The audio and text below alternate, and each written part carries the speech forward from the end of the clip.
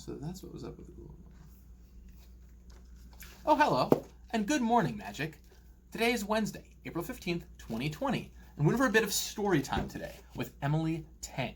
Emily worked on the creative team with Ikoria, working on the Commander 2020 Legends, helping create what those characters are and bringing them to life.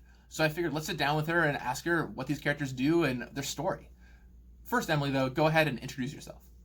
Hi, I'm Emily Teng. I'm a writer on the world building team for Magic. All right, Emily, let's start off with one very near and dear to my heart, Gabby Nest Warden. So Gabby is really unique in this world in that she's not a bonder, but instead of living in one of the sanctuary cities, she's made a home for herself in the monster-infested wilds, where she's been adopted as a surrogate mother for this nest of really adorable baby cat dinos.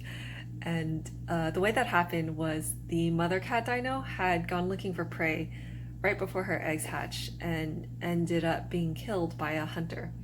And by the time Gabby came upon the nest, the eggs had hatched and the babies imprinted upon her like how ducklings will imprint on people sometimes. And they basically follow her around wherever she goes, and she takes care of them and she protects them from any other creatures out there that would want to eat them. Another front-facing commander in the Ikoria commander decks is Calamax. What's the story behind this creature?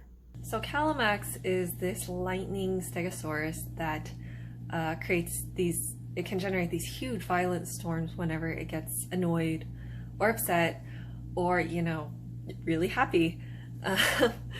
And some of Ikoria's biggest natural disasters have been because Calamax is in a really bad mood, including it's rumored that one freak tornado that picked up a bunch of sharks from the ocean and then dropped them on everyone's head.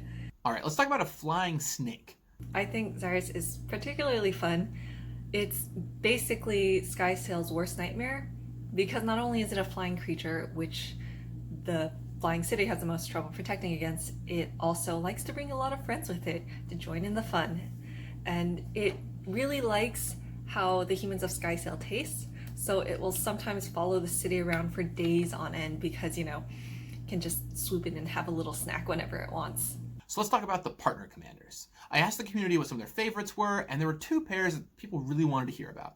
Could you first tell me about Trin and Silver? What's the story here? So Trin and Silver are a really interesting pair. Trin's a former member of the Dranith military, and she's bonded with Silver, who's this giant cat nightmare that lives in the chasm surrounding the city.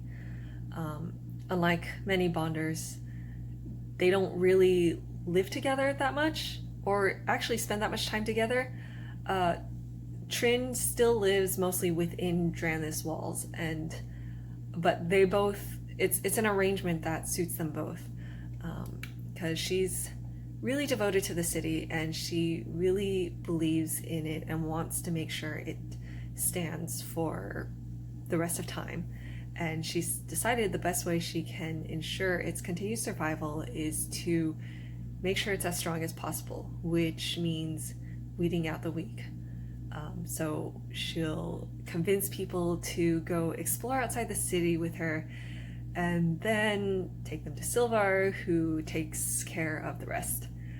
And she really believes that what she's doing is right for Dranith and is ensuring the city's long-term survival. And I mean, Silver is not going to complain either. It's getting a free snack whenever she does it. And last, but certainly not least, Briella and Shabraz. How did a flying sky shark friendship come to be? So Briella and Shabraz have a really fun bonding story. So Briella was out in Rogam exploring, going on this great adventure when he caught sight of a flying shark, a sky shark, which is not a common sight in Rogam, and he decided that was going to be a great trophy for him to bring back and brag about in Lava Brink. So he decided to attack. And from Shabraz's point of view, I mean, it was Shabraz's first time exploring Rogam, and this puny little human jumps on him out of nowhere and starts trying to punch him really hard.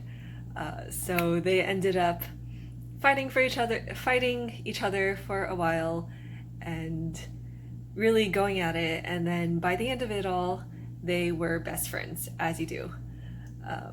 And they both really have this shared love of adventure and exploration. Thank you so much for coming on Good Morning Magic, Emily. It was awesome having you and hearing all the stories. I actually had no clue that Briella and Shabraz became friends by fighting each other. That's just rad.